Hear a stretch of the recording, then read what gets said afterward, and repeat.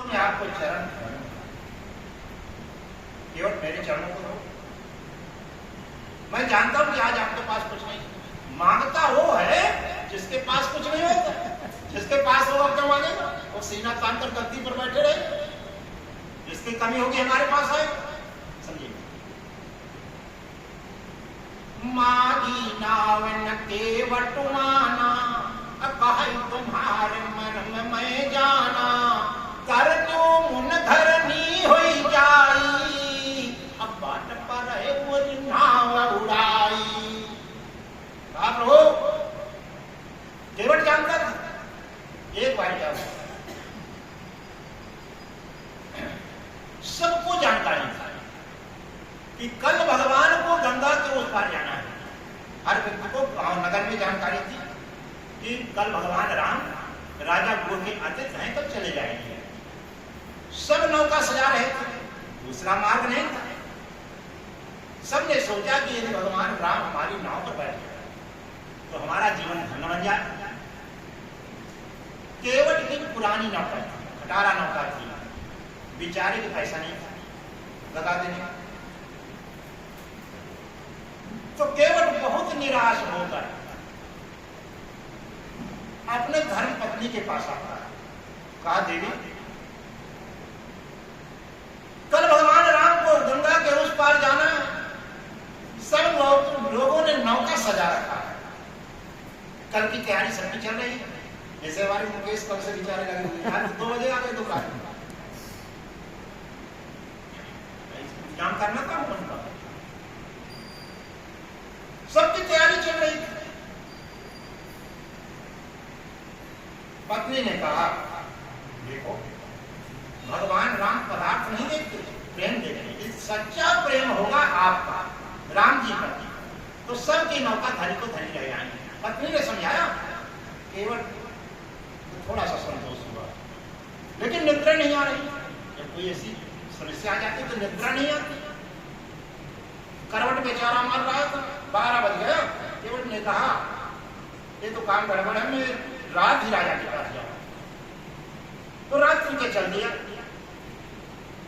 नगर के पास में था, कुटिया बनी हुई थी राम जी का। उस समय लक्ष्मण जी और राजा को पहरा दे रहे, दोनों की आपस में चर्चा चल रही थी। केवट ने सोचा, जहां 2 व्यक्तियों की आपस में चर्चा चल रही होगी तो तीसरे व्यक्ति को वहां नहीं जाना चाहिए जब तक उसकी चर्चा समाप्त न हो जाए। तो उस समय राजा कैकेयी को दोष करने लगे। कैकेयी के कारण आज राम जी की दुर्दशा हो रही है, कुशा पर सो रहे हैं। तो केवल वहीं झाड़ी पर छिप गया, सुन रहा केवल। लक्ष्मण ने कहा, अभी तुम राम के बारे में इसका मतलब नहीं जानते हो। राम जी को कोई तकलीफ नहीं, हमको आपको देखने को तकलीफ हो रही है। लक्ष्मण ने समझाया, काहु न को सुख दुख कर दाता, काहु न को सुख दुख कर दाता, निज कृत कर्म भोग संभ्राता। संसार में ना कोई किसी को सुख दे सकता, ना कोई किसी को दुखी ही कर सकता। सब पूर्व जन्म के कर्मों का फल भोग रहे हैं। तो राजा ने कहा, भगवान राम कौन से कर्मों का फल भोग कर रहे हैं कि कुशा पर सो रहे हैं? लक्ष्मण ने कहा, नहीं, वो तो मात्र मनुष्य की लीला कर रहे हैं, उनको कोई कष्ट नहीं है। राम और सीता को कोई कष्ट नहीं है, मैं जानता हूं। वो तो ब्रह्म है, जिनके इशारों पर संसार की रचना हो जाती है। ये केवट सब सुन रहा था, पूरी प्रसंग को केवट सुन रहा था। अब जैसे लक्ष्मण जी अलग होते, वो सीधे साष्टांग गिर पड़ता है केवट। राजा ने उठाया। राजा ने कहा, इतनी रात क्यों आए हो? 1 बजे रात यहां पर क्यों आए हो? कहा, प्रभु मैं अपना वरदान मांगने आया, आपने मुझको एक वचन दिया। कहा, मैंने वचन दिया? मुझको ध्यान नहीं है। तो सवेरा क्या ना होता? मैंने वचन दिया था, तो क्या सुबह नहीं होती? 1 बजे रात वचन मांगने आए हो? कहा, प्रभु ऐसा जरूरी काम था कि सवेरे तक का इंतजार मैं नहीं कर सकता था। तो राजा ने कहा, बताओ मैंने कब कहा था? कहा, आप बड़े लोग हैं, बड़े लोगों को नौकरों की बात ध्यान में नहीं रहती। यदि कोई परवारी वाला व्यक्ति कहे तो उसके दिमाग में बात रहती है, लेकिन यदि छोटा व्यक्ति कह के चला जाए तो 1-2 घंटे बाद वो भूल जाता है। तो कई साल का प्रसंग है। तो राजा ने कहा बताओ, कहा प्रभु एक बार आप शिकार खेलने जंगल चले गए थे, बहुत दूर तक निकल गए थे, गर्मी का समय था, आप प्यास से व्याकुल हो गए, बैसाख जाट का समय था, प्यास से व्याकुल हो गए, मैं लकड़ियां काट रहा, तब आप वहां से पुकारने लगे, देखो हमने पूरे जंगल में जल ढूंढा, पानी ढूंढा, लेकिन जल हमको नहीं मिला।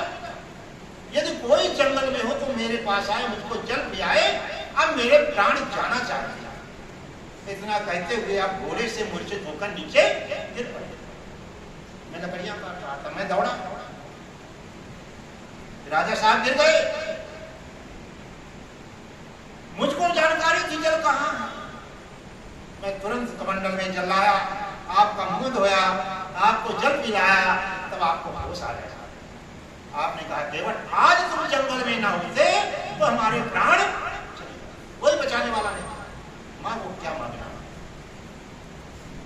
1500 गांव मांगो, आनंद काटो, अब तुमको लकड़ियां काटने की जरूरत है। मैंने कहा प्रभु अभी मेरी जान रोटी चल रही है, मुझको कुछ नहीं चाहिए, ये मेरा वचन धरोहर रूप में रखा जाए, जब मुझको जरूरत होगी तब मैं मांग लूंगा। अभी तो नमक रोटी मेरी चल रही है, मुझको किसी गांव के राजा बनने की आवश्यकता नहीं है, तो मैं प्रभु जो आपने एक वरदान दिया था वो मुझको चाहिए। राजा बहुत प्रसन्न हुआ।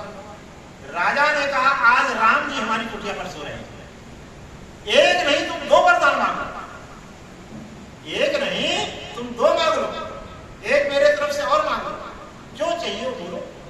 कहा प्रभु एक ही चाहिए जो आपने पहले दे चुके हैं, 2 की आवश्यकता नहीं। कहा प्रभु जितनी गंगा जी पर नौका है सबकी नौका बंधवा दी जाए, कल सुबह से और शाम तक मेरे अलावा किसी की नौका गंगा पर ना रहे। राजा ने कहा छोटा मोटा काम मांग रहे हो, अरे 1000-2000 गांव मांग लो, वहां तो तुम राजा बन जाओ। केवट ने कहा मेरे लिए जीवन के सबसे बड़ी बात है, मुझको कहीं राजा नहीं बनना, इतना आप करो। राजा ने तुरंत सिपाहियों को बुलाया, कहा जाकर ढिंढोरा पिटवा दो, कल सुबह से लेकर शाम तक केवट के अलावा किसी की नौका गंगा जी पर नहीं चलना चाहिए, केवट के अलावा नहीं चलना चाहिए, समझे? सबकी नौका बंधवा दी गई, ढिढोरा पिट गया पूरे नगर में, कल किसी की नौका गंगा जी पर नहीं चलेगी केवट के अलावा। केवट ने संग हो गया, अब तो किसी की चलना नहीं, अब मेरी नौका भले खटारा उसमें बैठना पड़ेगा, जब एक ही बस चल रही है खटारा बस, तो मजबूरी है बैठना। भगवान राम से केवट यही कह रहा है प्रभु सामने से कहो तो मैं जो है नौका में बिठा सकता, अन्यथा नहीं बिठा। यही प्रतिपालव सब परिवार, क्योंकि नौका से मेरी जीविका चलती है, मैं पढ़े लिखे नहीं हूं, दूसरा कोई धंधा नहीं करता। यही प्रतिपालो सब परिवार, नहीं जानो कछु और कबारू, जो चाहे पार अवश्य का चाहूं, अब मुहि पद पद में पखारन कहूं। आप सोचते हैं कि मैं आप उतराई के लिए इतना झंझट कर रहा हूं?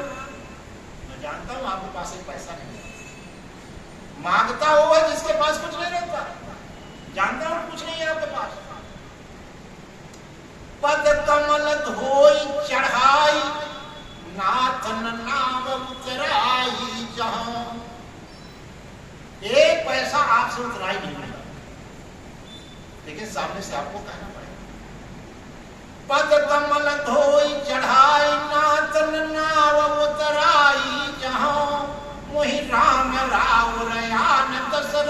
सपत सब साची कहो।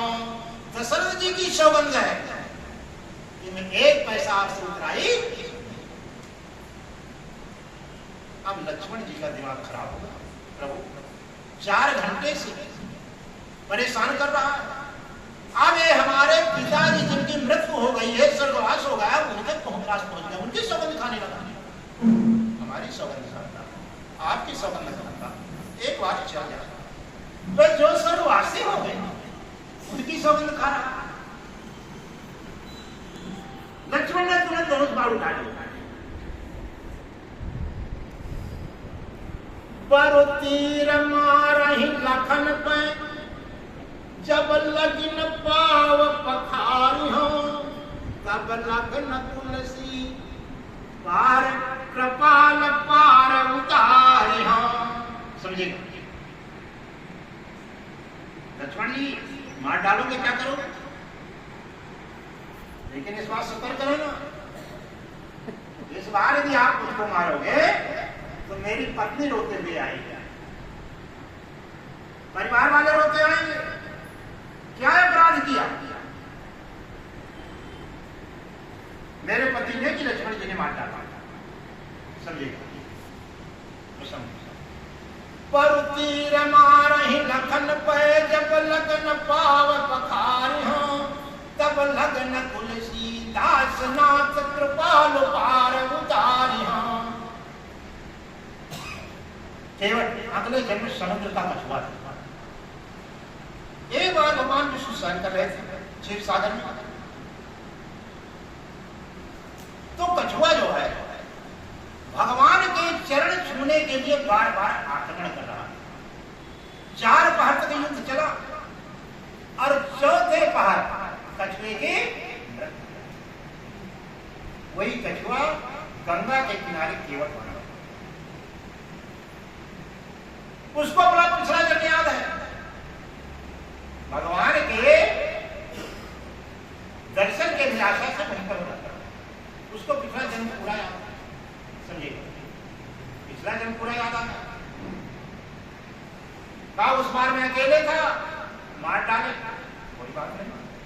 इस बार मेरे परिवार वाले रोते आएंगे, पत्नी रोते आएगी, गांव वाले इकट्ठा हो जाएंगे, ये भीम लोग हैं, ये जल्दी आपको जाने नहीं देंगे। तब तक नहीं जाने देंगे जब तक मेरा अंतिम संस्कार नहीं हो जाए। और सबसे खुशी की बात यह है कि मेरा अंतिम संस्कार आपके सामने होगा, भगवान के सामने होगा, तो मुझको मरने की चिंता नहीं है।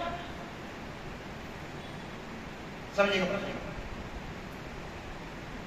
सुन के वट के बैन, अप्रेम लपेटे अटपटे, अपनी से करुणा चितई जानकी लखन तने। सीता जी की ओर और लक्ष्मण जी की ओर भगवान राम फिर खिलाकर हंसने लगे। भगवान राम को हंसे। सुन के वट के बैन, अप्रेम लपेटे अटपटे, अभी से करुणा चितई जानकी लखन तने। सीता जी की खुशी अपार हो गई, धन्य केवल। जब से वनवास हुआ था राम जी हंसे नहीं थे। आज मेरे स्वामी को इसने हंसा दिया, आज मेरे स्वामी को इसने हंसा दिया। सीता जी को बड़ी खुशी हुई कि जब से भगवान को वनवास हुआ भगवान राम हंसे नहीं। भगवान राम ने सीता जी को लेकर हंसना शुरू किया। सीता, ये दोनों चरणों की सेवा मांग रहा है कि जब तक दोनों चरण नहीं धोऊंगा तब तक गंगा के उस पार नहीं उतारूंगा। तुम लोग चुपचाप खड़े हो, कुछ बोल नहीं रहे हो, बोलना तो चाहिए। एक बार क्या हुआ, जिस समय भगवान राम का विवाह हुआ तो भगवान राम अयोध्या के महल के छत पर टहल रहे थे। नीचे लक्ष्मण खड़े थे, तो राम ने लक्ष्मण को बुलाया, कहा लक्ष्मण इधर आओ, तुम नीचे क्यों टहल रहे हो? और तुम इस समय बहुत दुबले हो गए। राम जी ने लक्ष्मण से कहा बहुत दुबले दिखाई दे रहे हो। कहा प्रभु ऐसे तो है, जब से विवाह हुआ तो मेरा तो ही हाल हो गया। कहा विवाह में तुमको क्या तकलीफ हो गई? राम ने कहा कि विवाह में क्या तकलीफ हो गई, कितने दुबले हो गए? कहा प्रभु विवाह में बहुत बड़ी तकलीफ है। कहा बताओ? कहा जब से विवाह हुआ